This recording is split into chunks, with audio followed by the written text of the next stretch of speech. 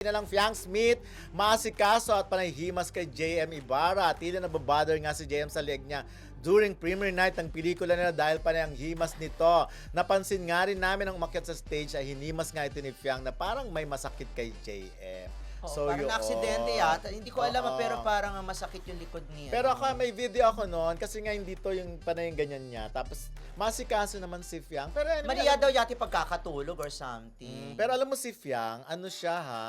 In person, marunong na siya magdala, magdamit. Oo. Oy, maganda. Kasi nga ang ganda, pati yung parang model type eh. Kaya yung nga katawan. siguro sa mga sunod na taon, baka pwede na tong bigyan ng award, Best Dress. Ah, kabog. Diba? At saka, Best dress eto agad. susunod to sa mga paborito ng mga magazines na maging cover, maging model. Yan yung mga tipong madaling make-upan eh, maayos. Pwedeng burahin ng fest. Nako. Eto na. Maraming salamat po at